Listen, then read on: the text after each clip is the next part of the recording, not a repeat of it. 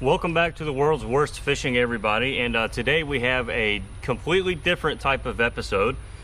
So far on this channel we've done obviously how to make soft plastics, what are the very basics. We've covered a lot of common popular colors that everyone's going to need to know how to make if they're going to start making plastics.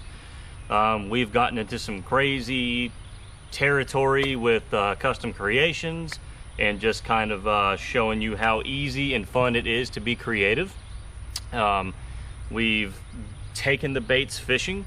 We've done everything from bed fishing to throwing Alabama rigs, you know, pre-spawn, post-spawn, you know, pretty much everything except drop shotting and stuff like that, which I don't really do a whole lot of around here. But today's episode is going to be about application when it comes to soft plastics.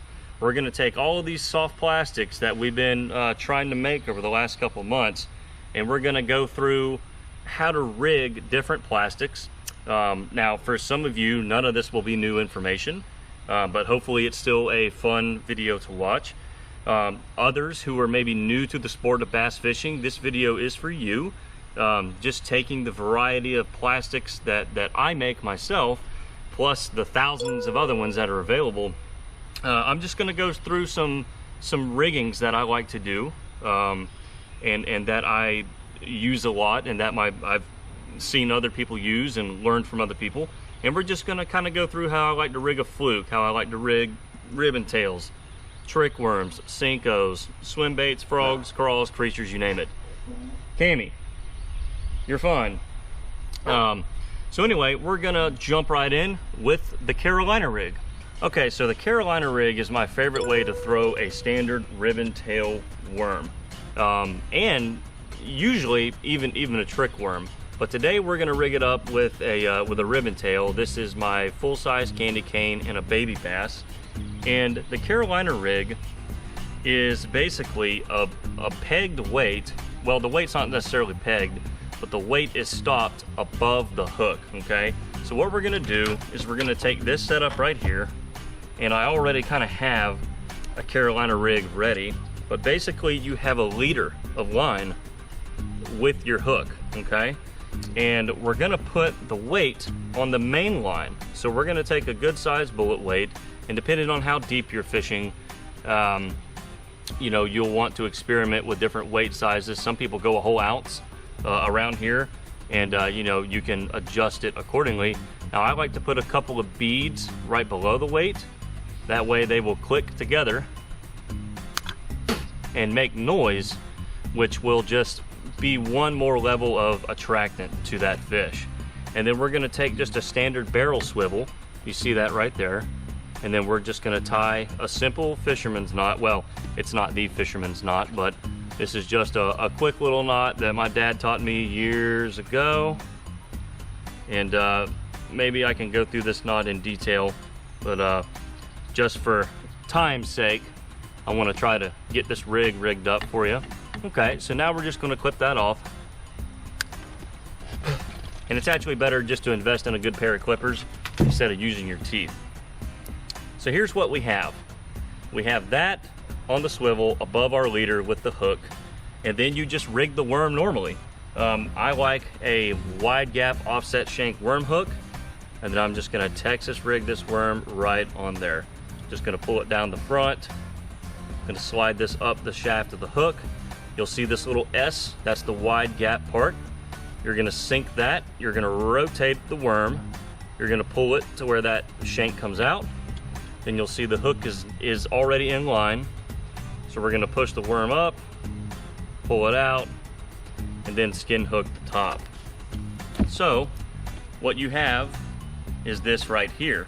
And the purpose of a Carolina rig is to have your weight hit the bottom here while you're dragging, the worm is sort of free to float without the weight kind of dragging it on the bottom. So you can get a lot of action, especially if you use a floating worm with a floating additive.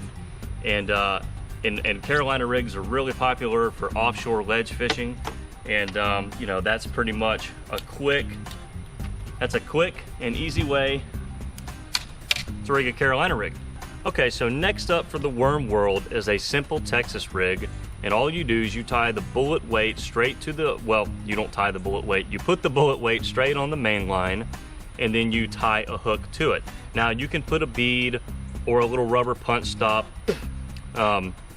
something to kind of protect the knot, because over time the weight, you know, falling and bouncing on the knot, you'll get some line fray right in there. So you can use a punch stop.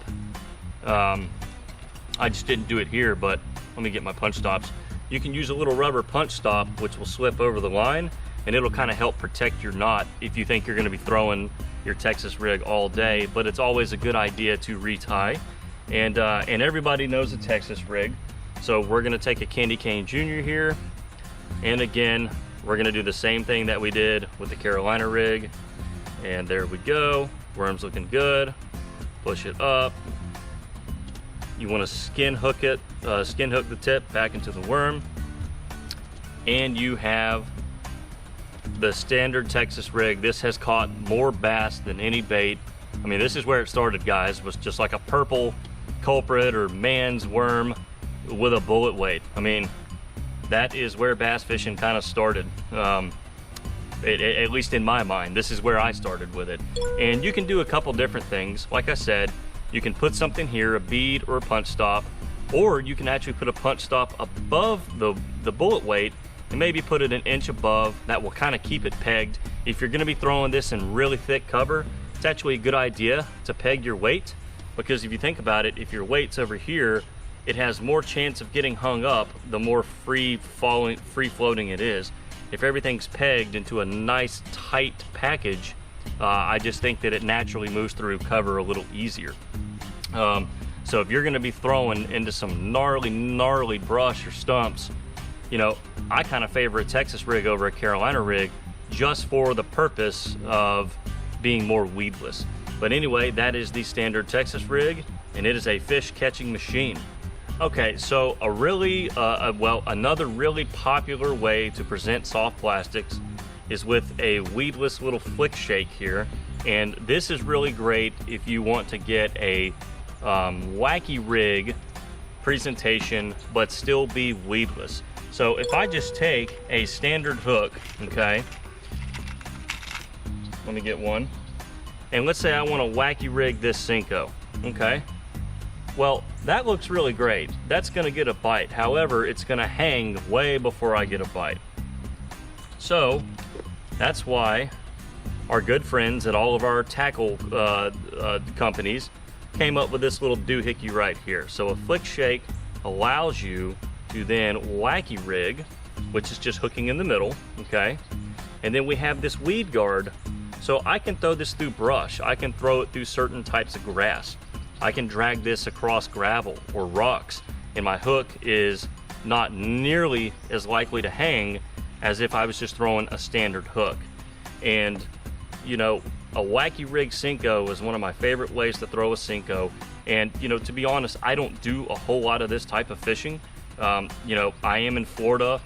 It's usually big worms, big baits, big presentations. However, there comes the day when this is going to be needed, and you'll want to keep this in the back of your mind. This is just a little, I don't know, this is maybe a 1/4 ounce, you know, a flick shake right here. So, you know, that's actually pretty heavy duty. I have a lot of them that are much lighter. But this is a good way to throw a Senko, and you know, I recommend spinning tackle for it, maybe 14-pound test, depending on where you are. And I think it makes a really great presentation for your Senkos. Okay, next, let's talk the Fortifrog, or any sort of soft plastic buzzing topwater frog of any kind. I recommend what's called basically a weightless swim bait hook. Zoom makes a hook called the horny toad hook, really great hook. But this right here is what you want. You want an offset worm hook, basically. You want a really thick, get a super line hook, don't get a thin shank hook. and it needs to have a hitchhiker spring in the nose. And I recommend throwing at least a medium heavy 7.5 foot rod. You want 65-pound braid on there, and I'm gonna try to get close to the camera. To tie braided line to a regular hook, I recommend a knot called the Palomar knot, and basically we're gonna make a big bow, or well, a crease in the line, okay? To where it has a little crease there. We're gonna stick that through the eye of the hook, okay? And we're gonna bring it through maybe about that far. Now, I have this tag end, and then I have the main end. I'm going to pinch those together, okay? So here's what I have. Now I'm going to pinch them together, excuse me, I'm gonna pinch these two together, and then I'm gonna pinch all four together, okay? So I'm gonna make a loop, okay? So you'll see it's still two lines going through the eye of the hook. I'm gonna make a loop, and there's that original creased end.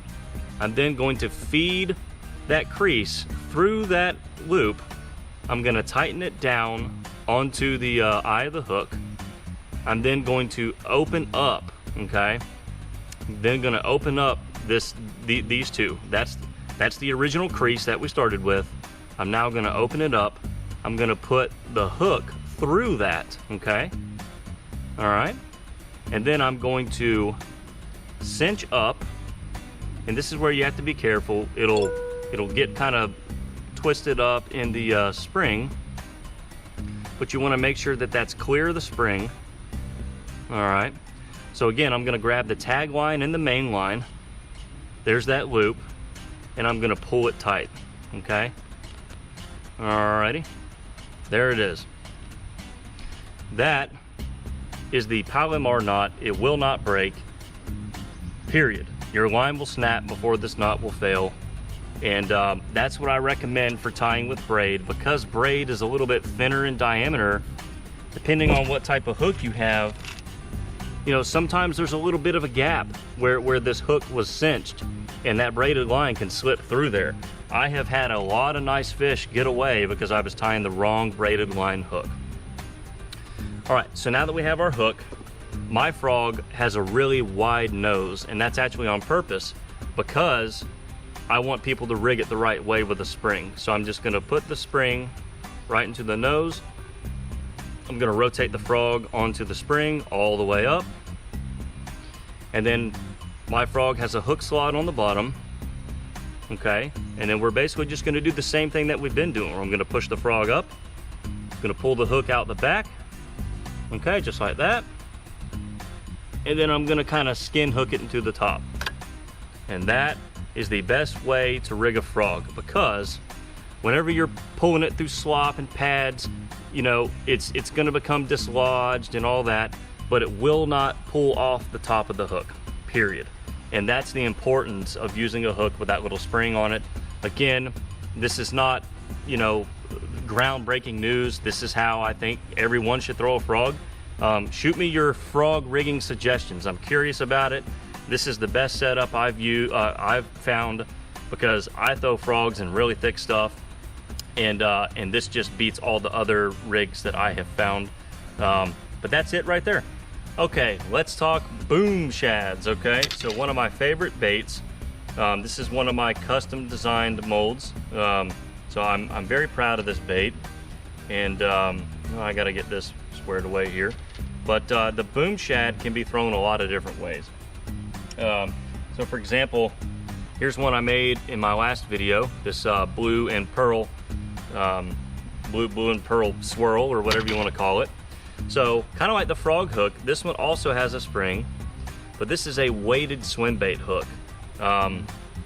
This can be used in so many ways, but one of my favorite ways to throw my boom shad is on a weighted swim bait hook. That way I can really rig it weedless. I can pull it through grass, I can pull it through pads, and it will just go right below the surface. And my boom shad has much better underwater action than it does topwater action. So if you want a swim bait that you want to, you know, buzz the surface almost like a frog, this one will do it, but that's not what I built it for. It doesn't have the same buzzing action as, say, a Gambler Easy Swimmer, but it has what I think is much better underwater action, and that's where I think it really shines. and this rig allows you to do that. So again, just like the frog, we're just gonna put the spring in the nose. We're gonna rotate the bait onto the spring. Okay. And then, just like my frog, I have a bottom and a top hook slot. So the bottom hook slot helps you kind of get it right, so to speak. Okay, now the hook's out. And then the top hook slot, the hook literally just buries, it just buries inside it, just like that. You don't have to skin hook it or anything. As long as you rig it right, the shape of the bait is, I mean, you can't see the hook. It's gonna stay fairly weedless. And I am confident throwing this into the nastiest stuff, and it's gonna go right through it. Again, this is a meat stick. This is one of my flipping rods. It's a 7.6 heavy, and again, 65-pound braid. So whenever I hook a fish, like literally in the middle of hydrilla on this thing, I know I stand a pretty good chance of getting him out. Another way that I like to throw the boom shad is on a swim jig. And swim jigs are real popular, at least I think, in the pre-spawn and spawn. I like to throw these in shallow spawning flats. They really get a lot of attention. So again, you know, swim jigs are a really good tool to keep in mind. And I mean, you're just gonna feed it up onto the shank of the swim jig, okay? And there's what you have. And this is a full boom shad. If you want it shorter, you can just bite off the nose, and you'll also have, you know, a little bit shorter package. You know, it'll maybe look more like that. I wouldn't bite off too much of the nose. My bait kind of tapers a little bit, but you can always find whatever swim bait works for you. This is just obviously my favorite one. I'm a little biased, I'll admit that. And then the final way, well, not the final way, but one of my other favorite ways to throw the boom shad is definitely on a chatterbait, which is really nothing but a bladed swim jig. So this blade vibrates a lot. I have a couple videos demonstrating catching fish on a chatterbait with the boom shad, so check those out if you want. And again, we're rigging it the same way as the swim jig. We're gonna pull that out the bottom hook slot, and we're just gonna slide it up onto the nose of the bait, and that's how your bait will look right there. I kind of have a new worm. Now, I'm not like directly selling it, but if you want to buy some, by all means, please holler at me. But it's this twin tail kicker worm, and I like to rig it the same way as the boom shad. Just put it straight on this weighted swim bait hook, because I can basically use this like a boom shad. I can put it on this same rig, and I can throw it in some really nasty slop, and I can let the tails really go to work. And I've, you know, I haven't had a great trip on this yet, but I haven't had a great trip. So, you know, with a newborn in the house and everything, I'm fishing a lot less these days. But that's not the prettiest. It's not the prettiest rig right there. But yeah, so that right there, I think, is another great use for the weighted swim bait hook. And it's one of my favorite ways to throw this. Now, you can always throw this on a light Texas rig. You know, you can peg the Texas rig to the nose if you are, you know, maybe fishing something really shallow. You know, because this right here does sink a little bit. This is kind of a heavy presentation, so it's not always going to be the best. I'm just kind of speaking in terms of fishing grass. But this is a really great bait. I hope to get a lot more catches on camera with it this year. I think I can really showcase this thing really well. Okay, so let's look at the grass grenade, okay, which is our new flipping bait, and a couple different flipping setups. So this is called the Medlock jig. This is a 1 ounce. It's a flipping jig. It has 2 lead guards so that you can really put this in some thick stuff. And you'll see this is just a green pumpkin Medlock jig, and then I've got a tilapia color grass grenade split on the bottom. So whenever that goes through, I mean, this has a big profile. A lot of people flip with skirts or without skirts. It depends on how bulky you want the profile of the bait to be, because, you know, those bass only have a second or two to look at it. Sometimes they want something really thin, like a BB cricket.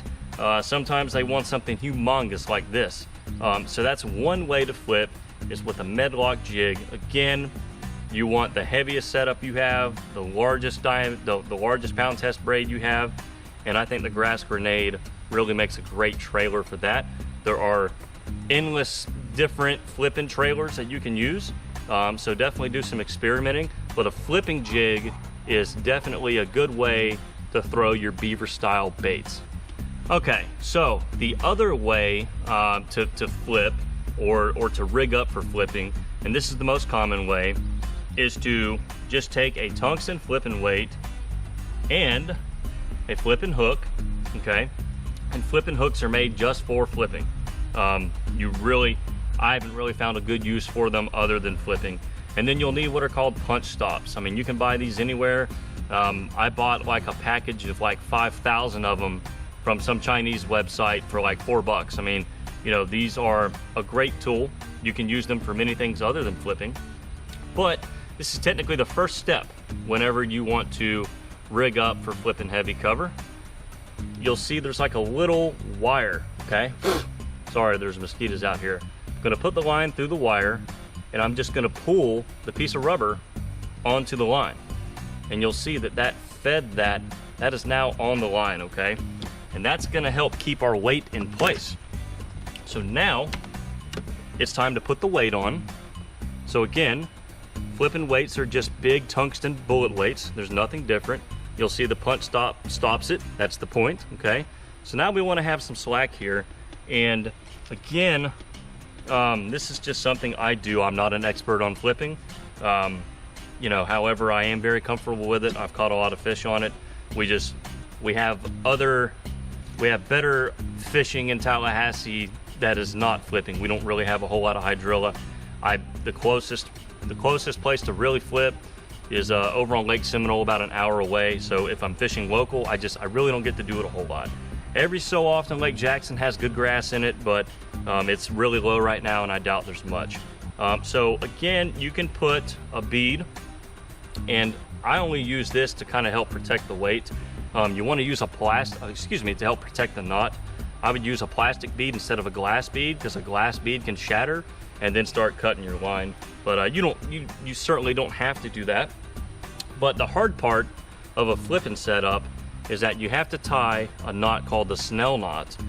Some people snell, some people don't snell. Brandon Polinek, I think, has a really good video on YouTube about the benefits of a snell knot.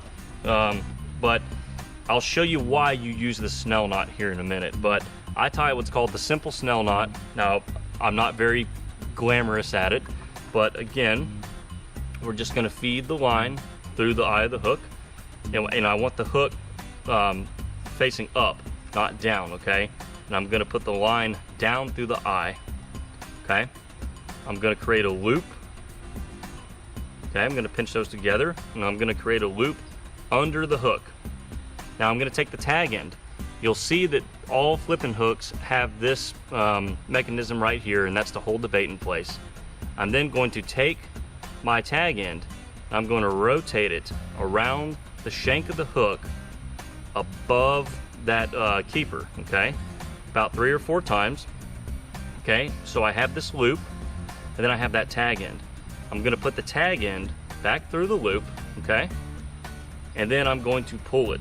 So again, I'm gonna take that tag end with the main line, and I'm gonna cinch it tight, okay?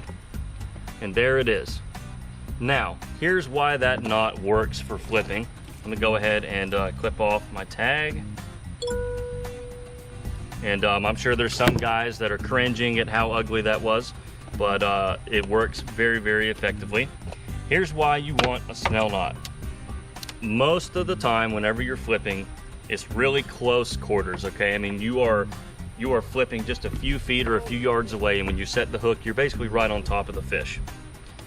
The reason why the snell knot works is because it naturally angles that hook. You'll see how that sits. It angles it, okay? It does that naturally. So whenever you set the hook, okay, a normal knot, you're gonna set the hook and it's gonna stay like that. This one, it's gonna automatically angle up to try to catch that fish in the roof of his mouth, okay? And so we're gonna take a grass grenade here, and again, just like most baits, you're just gonna rig it the same way. You're basically just Texas rigging it. You're gonna pull it past that mechanism, that keeper.